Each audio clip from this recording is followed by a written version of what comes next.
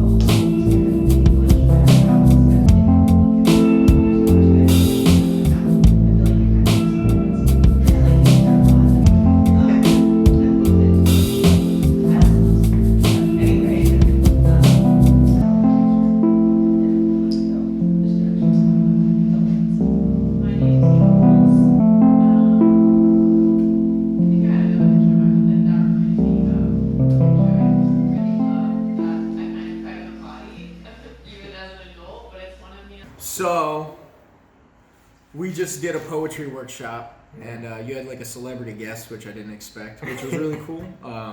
The theme was... Portraits through poetry. Yes, like a self-portrait. Uh-huh. And we read a bunch, and it was really inspiring. And I put together one through the workshop exercise that we had. And then we did that sentence thing. Okay, great. So do you want to kind of speak about the workshops that you've been doing here? I didn't know that this was going to be coming to an end. Yeah, that's sort of like a spoiler. Spoiler alert. Yeah, so every month I host or facilitate a poetry workshop that invites people to come and not just share their poetry, but actually work on the craft. And we've had some guest hosts, and one of those was Robin Gow. He came from New York today to share how we can examine and express ourselves in the form of a poetic portrait about ourselves. So we took an exercise in writing about ourselves, and then we tried to condense it down into one line. Yeah, one sentence. A one-line portrait. So yeah, it was pretty fun. Yeah, so I'll read this one, but I think it was cool because we had like 15 minutes or something like this to actually break it down and think about it. So you can go through here and see like I rough drafted this. And it was pretty cool going in as a musician, like using a musical mind to actually try to write a poem. Yeah. I remembered something from an English class in like high school too. There's a format where you go like 2-2-1, and the last line rhymes with the first two. I think it's called a tercet. Am I right there? Ooh, I don't know. I'm not a real poet. Someone spot check me on that. But yeah, so this is my self-portrait through poetry. Okay. The collective result of a life, seeking the truth among lies, betrayed and forgotten, left dead but not rotten. The past stings the flesh to remind.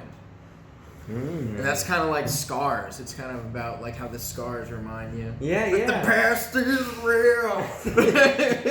A collective result of a life, seeking the truth among lies, betrayed and forgotten, left dead but not rotten. The past stings the flesh to remind. And I like the style because it's almost like of yore, you know. It's like oldie. Oh yeah, dude, I'm the bard, bro. I like it. Yeah, you went bard, full bard on that. No holds barred. That should be a segment. Hashtag. Do you want to share your one line? Why don't you do your self-portrait first, and then we'll go into the one-liner, boys. Okay. So I wanted to sort of blur the line between it being a selfie, because that's what Robin called it, a poetic selfie, and then also writing one. So I was thinking arm craning, fingers fumbling. I try to find an angle that is flattering. 200-second attempts, rough drafts litter the ground behind me. As I turn my face, self-conscious of all the space I am taking, as well as how little space I take, I imagine myself fuller, taller, more distinguished, but my camera, my mirror, my pencil never seems to capture that. Looking at yourself is like listening to a recording of your own voice, and more often than not, when I do, I wish I was deaf. That's powerful. I really like how your flavor of writing blends cursive and standard. Like, oh yeah, yeah. I like the way that you write is nice. Thank you very much. It's pretty to look at. Thank you. No, that's really powerful, and the sirens are really killing the vibe right now. Thanks for writing. Hot poem alert. Hot poem alert. Yeah, so this one was like, I don't know, I kind of beat myself up, and this reflects that. But I mean, it sort of looks at the things that I'm self-conscious about, like trying to find the right angle. Like, how can I present myself in a poem that makes me look or feel, or makes my presence bigger or more distinguished. Make the sum of the parts greater than the whole, or whatever. Yeah. I don't know. Yeah, but there's a better way to say that. There's some philosophy there that I ruined, but it's definitely. But yeah, so I kind of beat myself up in that one because I'm very self-conscious and I'm very self-critical. So I think that actually is a pretty good reflection. Yeah. No, I thought it was pretty powerful. You should have shared that during the workshop. Well, I am self-conscious of the space I take up, so. True. Do you want to share the one line, boys? Yeah. So hot one line alert. Bro. You hear that? They're coming. They're coming to get me right now because his poetry just stopped my heart. All right. So my one line right here. My pieces fit so exactly to function, only in the hands of another.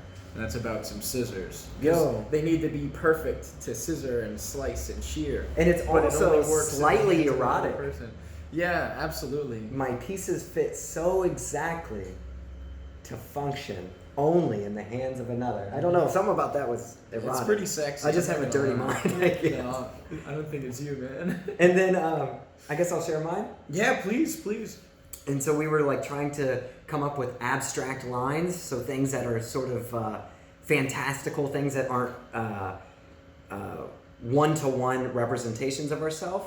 So I said, covered in bite marks, I am a well-used pencil, more lead than eraser now, and that makes me all the more dangerous.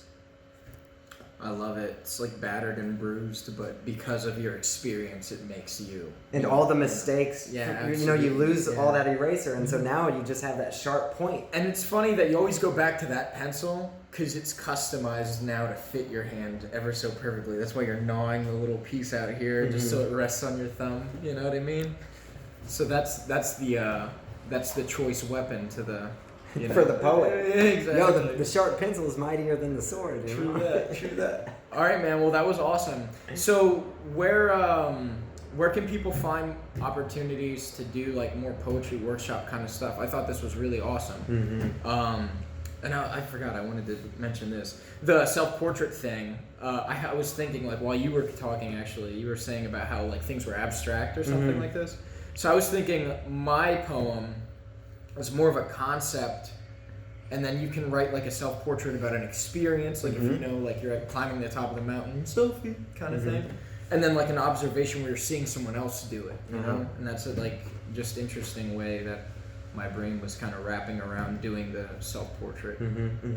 But for the future, these opportunities are going to be less and less, at least in the sense of me providing that to the community. I was looking for a complete unit, and I think we found it. I think we found an absolute unit in the 12 of these workshops.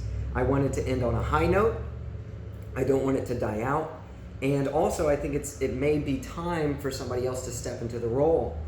I don't think that me leading this is the one and only way to do it. That's why I've brought other people in here to lead these workshops, because you can learn from other people. You can learn so much when you dive into somebody else's head.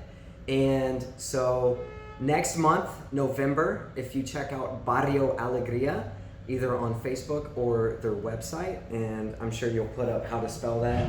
Yeah. I'll throw it in the description. So check us out. We're going to continue to offer arts to the community, free and open to everyone, and poetry, I suspect, will be one of those. All right, man. Well, thanks again, buddy. Yeah, no problem.